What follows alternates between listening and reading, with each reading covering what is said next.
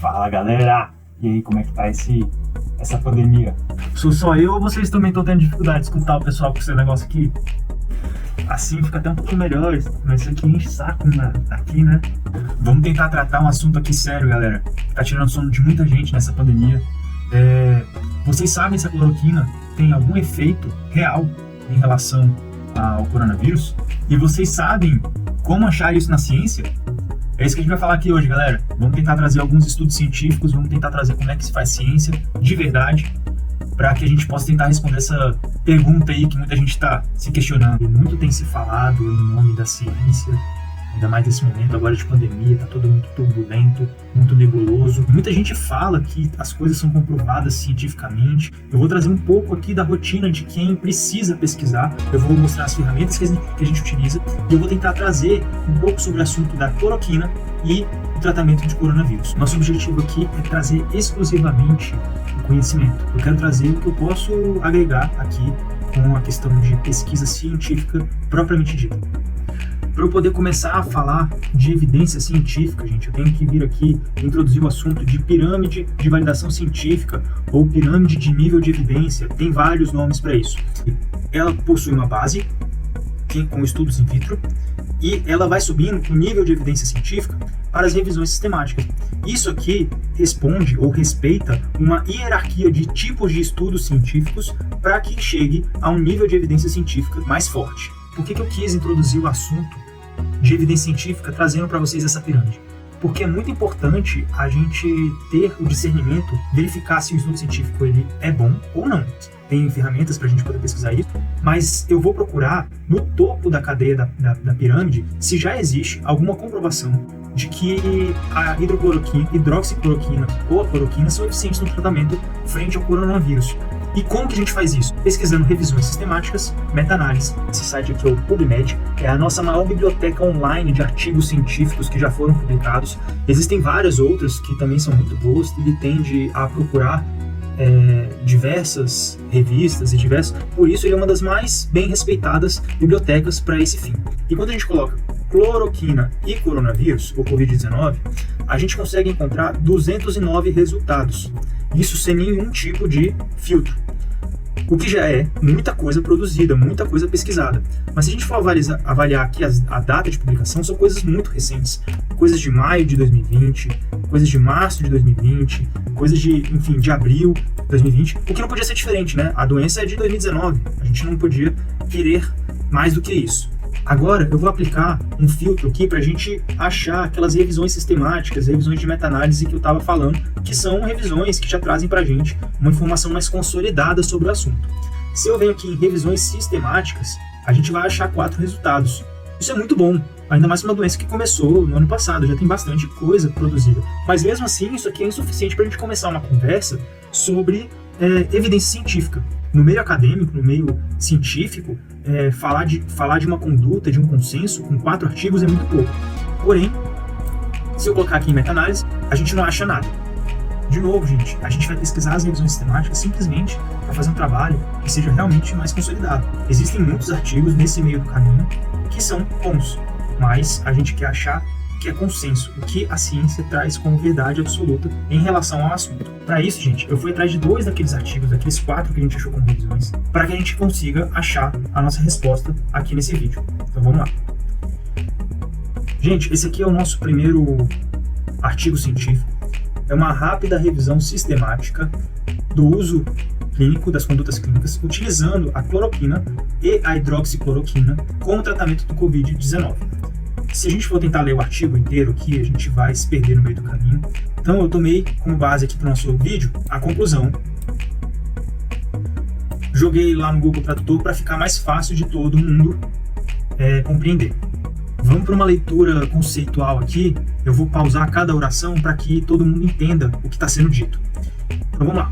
Essa rápida revisão sistemática identificou 7 diferentes ensaios clínicos concluídos avaliando a eficácia da hidroxicloroquina ou cloroquina como terapia para o coronavírus. Então, o que essa primeira parte quis trazer? Entre aqueles 209 artigos, é claro que o momento da publicação desse artigo podia ser diferente, essa revisão sistemática considerou apenas 7 como artigos científicos que respeitaram ou tentaram respeitar um pouco mais as condutas e os princípios para se fazer uma validação científica. Continuando, os resultados dos estudos mostraram que a hidroxicloroquina ou cloroquina é eficaz em comparação com os cuidados de suporte com a utilização do liponavir e ritonavir no tratamento de Covid-19. Os estudos estão trazendo que a cloroquina, a hidroxicloroquina, ela pode realmente ser eficiente para enfrentar o coronavírus. Existe coisa mais promissora, otimista no momento? Eu achei fantástico achar isso. Eu não sabia disso. Vamos continuar lendo aqui para a gente ver o que a gente acha depois. No entanto, todos os estudos analisados apresentaram risco significativo de viés e apresentaram falhas metodológicas significativas. Quem não é da área da saúde agora se perdeu aí. O que é o viés?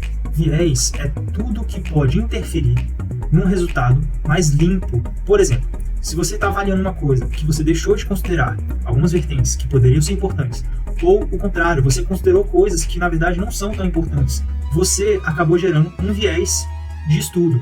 O resultado ele fica embaçado, ele pode tendenciar a alguma resposta equivocada.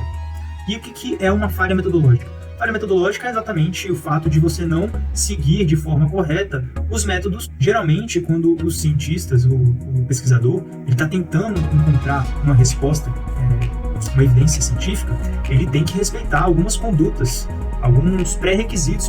E dessa forma, para que tudo seja correto, para que não haja tendências nem problemas com o resultado, as metodologias científicas elas são muito rigorosas.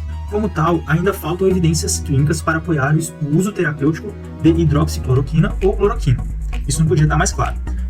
Atualmente, existem vários estudos clínicos randomizados em andamento com um design de estudo mais rigoroso e um número maior de participantes.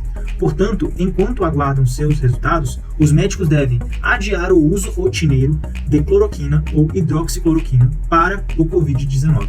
Como tal, ainda faltam evidências clínicas. Não tem como ser mais claro que isso. Ainda não tem evidência clínica suficiente para se gerar uma revisão. Tente dar uma base para um consenso do uso da cloroquina frente ao Covid-19. Ele ainda acrescenta que, atualmente, já existem vários estudos clínicos randomizados. É quase o topo ali daquela pirâmide que a gente falou de evidência científica. Ou seja, a ciência está buscando, ela está correndo atrás, ela está querendo achar a resposta para isso também. Com um estudo mais rigoroso e com maior número de participantes. Isso são alguns precursores, alguns pré-requisitos para se atender às metodologias de forma mais eficaz. Enquanto aguardam os resultados, os médicos devem adiar o uso rotineiro de cloroquina ou hidroxicloroquina para o Covid-19. Aqui eles não estão sendo maus em tentar ponderar o uso da cloroquina, porque a gente já sabe que a cloroquina é utilizada em vários outros tipos de tratamento. Aqui eles estão tentando ponderar a real condição de que se utilizar a cloroquina vai, primeiro, ser eficiente e, segundo, se não vai trazer nenhum problema para o paciente. Porque isso é possível, gente.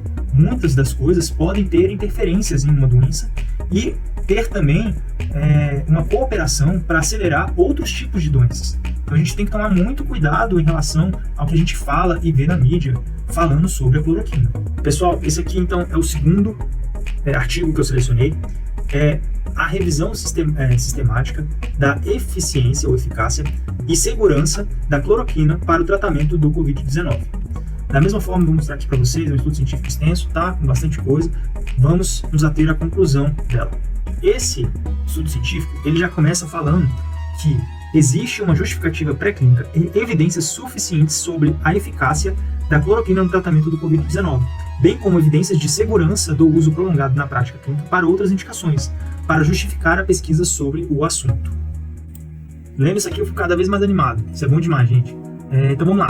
Existem uma justificativa pré-clínica, ou seja, as pessoas que pensaram que a cloroquina pode ser eficiente frente ao coronavírus, elas tomaram como base várias questões fisiológicas, biológicas, enfim, quais foram elas, para que a cloroquina seja eficiente frente ao coronavírus. Mas isso são apenas hipóteses. As hipóteses têm uma base consolidada, tá? As hipóteses.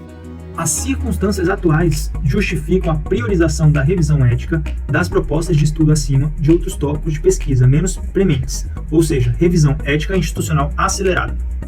Até eu me perdi aqui nesse parágrafo, mas vamos lá. O que ele está querendo dizer aqui nesse parágrafo?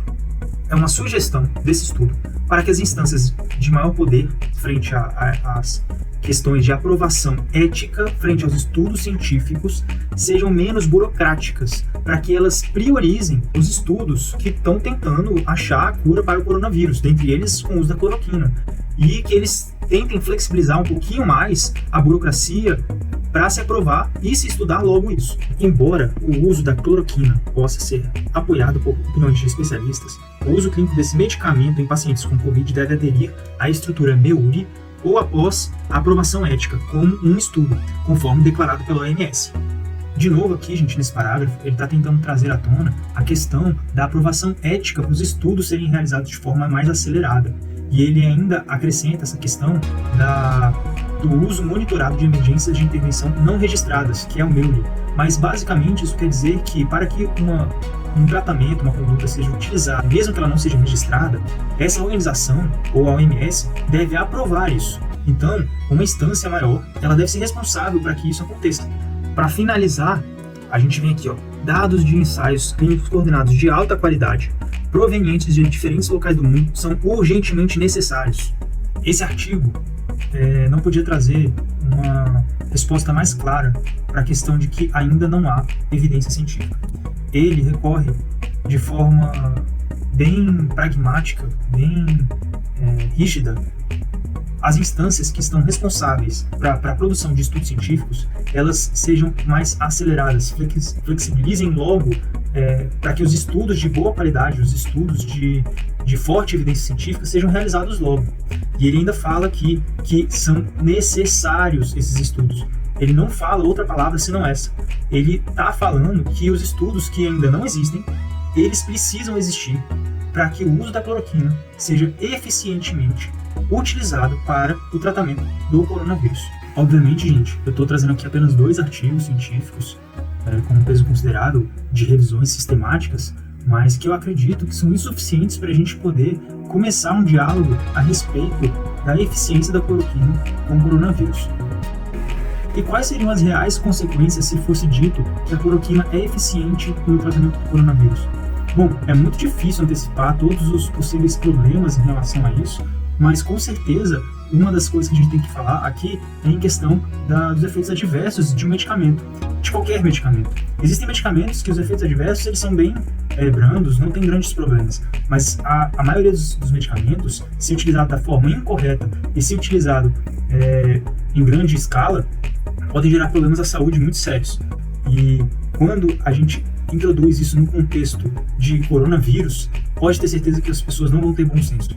Elas vão utilizar em massa e elas vão utilizar da forma errada. Então tá fácil, agora é só o médico, o doutor, chegar lá e administrar da forma correta a cloroquina. Mas esse é o grande problema. Qual que é a dosagem correta? Qual que é o paciente correto para tratar com cloroquina? Qual que é o paciente que pode estar sujeito a uma piora? Isso não se sabe. Ainda não se tem dados sobre isso. Diante de toda essa problemática, de todos esses fatores que eu vim aqui apresentar e possíveis soluções, eu acredito apenas numa coisa. Eu acredito que o coronavírus não é o nosso maior problema. Problemas, eles sempre vieram e o ser humano sempre teve a capacidade de resolver eles. O ser humano tem uma capacidade muito forte de se juntar, pensar junto e resolver problemas. Então, o grande problema da questão é a incapacidade de diálogo. Quando 2 ou mais pessoas discordam em um mesmo assunto, elas estão tendo a primeira oportunidade de crescerem juntas. Então, eu acredito que o maior problema hoje, nosso, é a falta de diálogo transparente e livre de interesses. Bom, eu vim aqui, espero ter trazido um pouquinho mais do meu conhecimento, espero ter aberto a cabeça de algumas pessoas que chegaram até o final, e eu me disponho a estar em constante diálogo, em constante discussão com quem se abrir, com quem quiser conversar de forma respeitosa, obviamente. E eu acredito muito que assim a gente possa evoluir e crescer com o progresso. Muito obrigado, agradeço de coração quem viu até o final, agradeço de coração mesmo quem não viu, mas consegui plantar uma sementinha lá. E eu espero sim estar podendo contribuir um pouquinho melhor para a minha sociedade, para a nossa sociedade. Mais uma vez, obrigado.